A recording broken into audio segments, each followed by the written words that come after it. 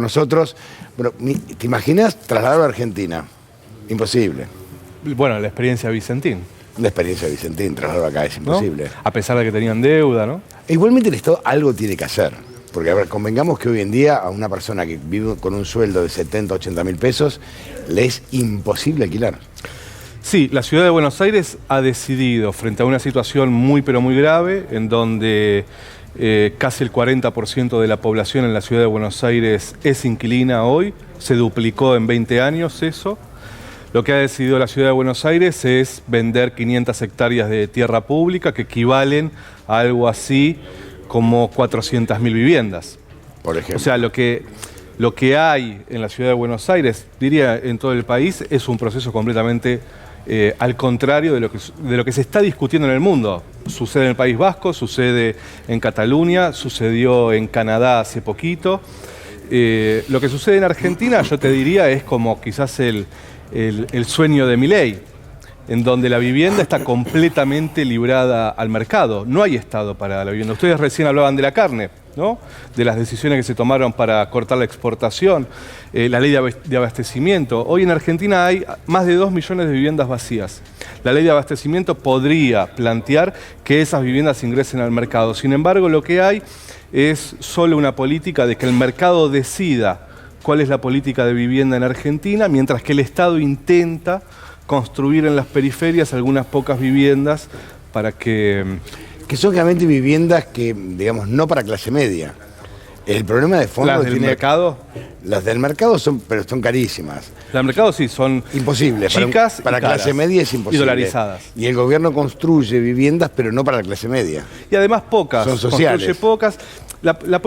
Yo te diría que desde la dictadura hasta acá, la política de vivienda se ha transformado en una política de creación de empleo, en donde el Estado construye para generar empleo para las crisis, pero que desde la dictadura hasta hoy la vivienda está dolarizada en Argentina. El metro cuadrado de la ciudad de Buenos Aires es el segundo más caro de la región. Está primero México, segundo la ciudad de Buenos Aires. Lo debes saber esto, pero viste que los dueños de departamentos, de vivienda, te dicen, incluso no es rentable alquilar si sos dueño. Y te dicen mucho. De hecho, te dan un porcentaje que es un 2%. 1%. Claro, anual. Y dice, bueno, ahora no te conviene si pones carita porque ya debes haber escuchado varias veces. Sí, porque además acompaña es un pobre jubiladito, que siempre se dice en diminutivo, que tiene que compensar su jubilación, ¿no? Ingreso, claro.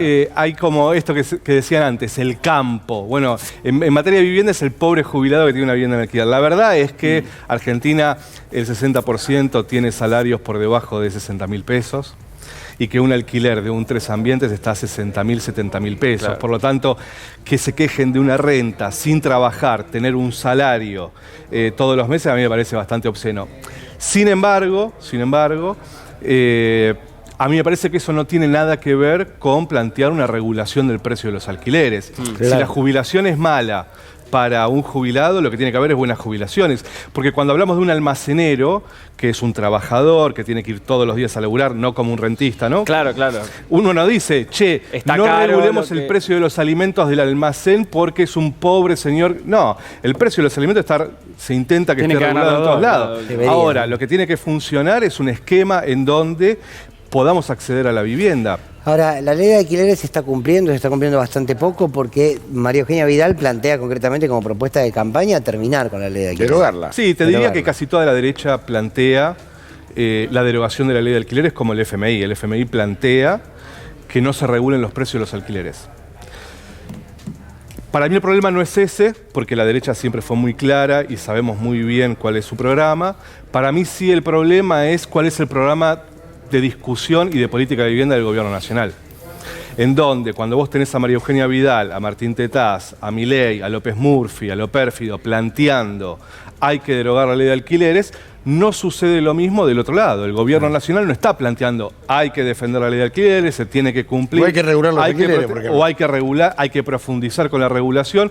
La ley de alquileres no se está cumpliendo.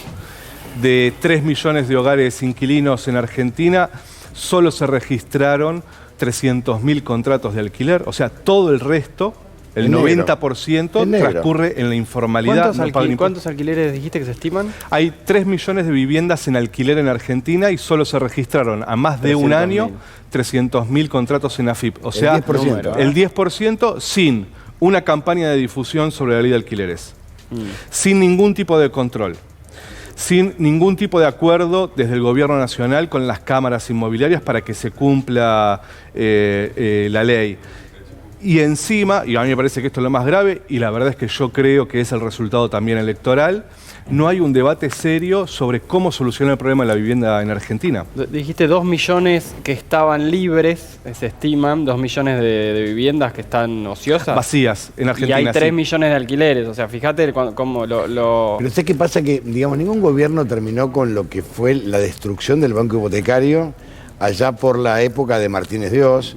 Después hubo una destrucción absoluta con Alfonsín. Del crédito hipotecario, claro. Sí, con la circular, creo que 230, fue una destrucción absoluta, investigación judicial, era para los amigos, y además se hizo mixto y nunca más hubo crédito para vivienda. Exacto. Y no, la verdad que la historia del banco hipotecario Es tremenda, la historia con la de la 230, Argentina, ¿no? olvídate, Es la historia de tremenda. la Argentina porque además hoy el dueño del banco hipotecario, el que tiene la acción de oro, que es Eduardo Elstein. Ese que va a hacer las torres ahí en la Costanera Sur. Exacto, es el dueño de todos los shoppings de Argentina, pero además es uno de los grandes constructores de la ciudad y no es casual la relación tan íntima que hay entre Eduardo Elstein y Larreta, pero también hay que decir esto.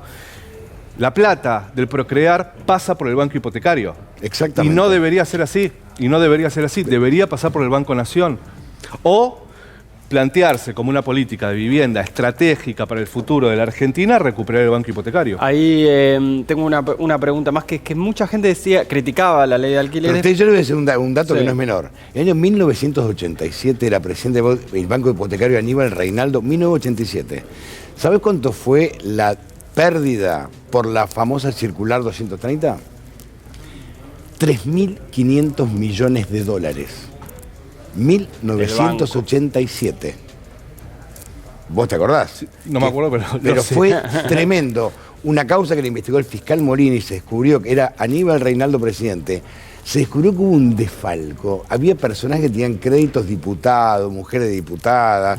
Fue una verdadera vergüenza. Y aunque te parezca increíble, se pagó casi completa. Sí, Exacto. sí. Me haces acordar de lo de Melconian, que ayer se quejaba de que le sacaban la plata del No, el Banco Nación, se la querían quedar. Claro, sí, de todo eso. Pero bueno, muchos decían con la ley de alquileres, claro, en la informalidad que había antes, hay muchos que lograban por ahí tener un aumento menor a la inflación, muy poco, en realidad en promedio eran muchos los que tenían por arriba. Y la ley de alquileres igual marcó un 45% de aumento, fue muy alto también para este año. Sí, hay una cuestión, te diría, teórica, ¿sí? Que es que con las actualizaciones anteriores, semestrales, entre el 15% o anuales el 30%, con contratos de 24 meses, los precios de los alquileres siempre le ganaron a la inflación, que es lo que pretende el mercado inmobiliario, Claro, obviamente. claro.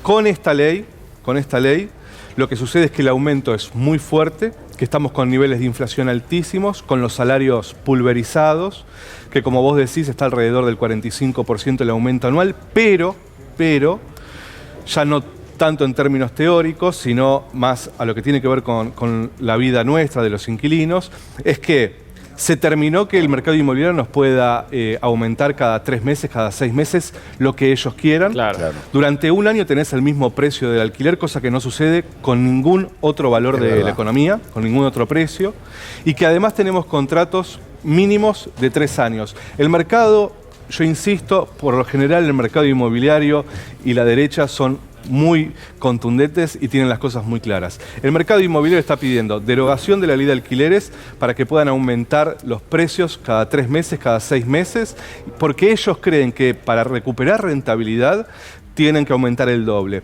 Yo digo esto, Alberto Fernández durante la pandemia tomó una medida que fue un decreto que congeló el precio de los alquileres y suspendió los desalojos. Esa medida no tendría que haber terminado nunca. En Argentina, antes de la dictadura, quien decidía el aumento de los precios de los alquileres y quien decidía la renovación de los alquileres eran los gobiernos nacionales, democráticos e inclusive en dictaduras, tanto que Onganía decretó que un alquiler no podía ser más del 25% de un salario. Es cierto. La dictadura pulverizó eso y dejó toda la política de vivienda en manos del mercado. Las consecuencias son estas. La ley de alquileres no es la herramienta para terminar con los problemas de los inquilinos. La ley de alquileres es un comienzo para empezar a regular algo que está profundamente abandonado y que parecería ser que en el horizonte del gobierno nacional no hay ningún tipo de discusión para dar. Tanto que el ministro de Hábitat dice que inquilinos solo hay en la capital federal. Mentira. Andá a la provincia. El 20% de la población argentina alquila según datos del INDEC, no de inquilinos agrupados. 19.6% alquila, pero no solo eso, sino que además en un proceso de 10 años se está inquilinizando la Argentina. La ciudad de Buenos Aires en 20 años se proyecta que va a tener 80% de inquilinos. Como Berlín. Como Berlín. Bueno, algo de que hacer. Gracias, Gervasio. No, por favor. Hacemos una pausa.